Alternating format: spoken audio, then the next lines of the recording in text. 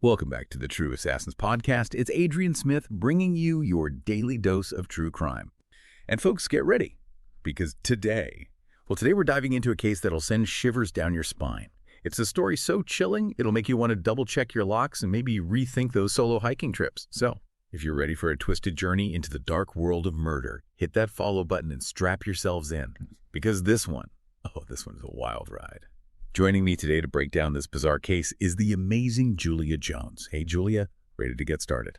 Absolutely, Adrian. You know, this case really highlights, it's like a textbook example of how personal trauma and obsession, they can just collide, and sometimes the consequences are just devastating. No doubt about that. So let's paint a picture for our listeners, right? We're talking about a string of deaths on a popular hiking trail, a place where people go to escape, to enjoy nature. But what makes this case so strange, so disturbing, is the killer's calling card, a missing hiking boot. Yeah, it's such a weird detail. It really makes you wonder, is this random, or is there like a deeper, more sinister meaning behind this bizarre choice? Right, and that's where things take an even more fascinating turn. The lead detective on the case, Detective Evans, he has a personal connection to this detail, a connection that adds a whole new layer of complexity to the investigation. Detective Evans, he lost his leg in that explosion right before all these murders started happening. So can you imagine? Just think about the emotional weight of confronting a crime scene where every victim is missing, the very thing he lost. I mean, it's almost like fate's playing a cruel joke, isn't it? It's like a punch in the gut. And from everything we've gathered about Detective Evans, it seems like this connection, this personal tragedy, it fueled his determination to catch the killer. But it also might have clouded his judgment a bit. Absolutely. I mean, you can see it in the reports. The guy was pushing himself to the limit, physically, mentally. I mean, he was practically living on those trays, reliving his own trauma, all while chasing this ghost through the woods. Wow. That's intense. And you know what's even crazier? Things take an even darker turn. When Detective Evans, he discovers a piece of fabric at one of the crime scenes, a piece of blue fabric that looked awfully familiar. Wait, are you talking about the fabric from his old hiking jacket? That's the one, the very same. Now that sends chills down my spine. I mean, what was the killer thinking? Was it like a deliberate taunt? A way to mess with Evan's head, to pull him deeper into this sick game? Or was it, I don't know, maybe just a really freaky coincidence? It's a question that haunts me, Julia. I mean, we may never know for sure. The evidence is unclear. But one thing's for sure, this case. It paints a picture of a detective on the edge, a man driven by a thirst for justice, but also possibly blinded by a need for revenge. Yeah, it's a thin line between those two, and sometimes it's hard to tell where one ends and the other begins. Exactly.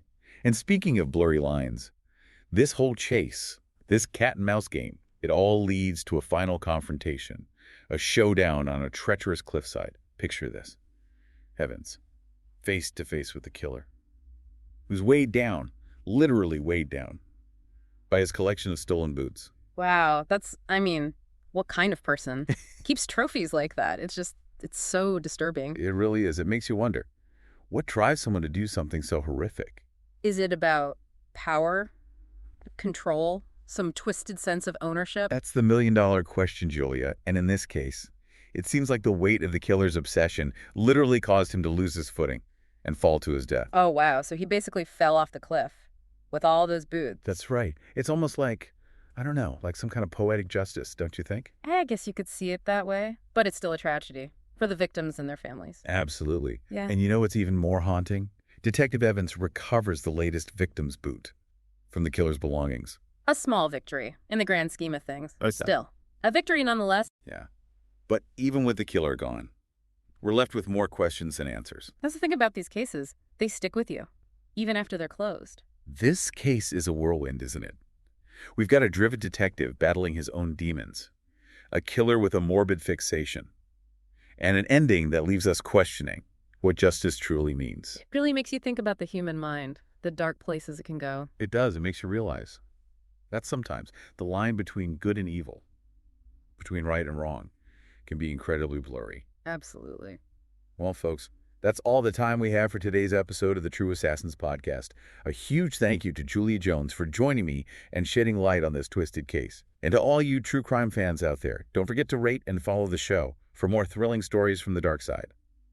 Until next time, stay safe and maybe keep a close eye on those hiking boots You never know who might be lurking in the shadows. Thanks for having me, Adrian. It's always a pleasure to dive into these fascinating, albeit disturbing cases. And to our listeners, if you're ever hiking alone, be sure to let someone know your plans and stick to well-populated trails. You can never be too careful out there. Great advice, Julia. Stay safe, everyone, and we'll see you next time on the True Assassins podcast.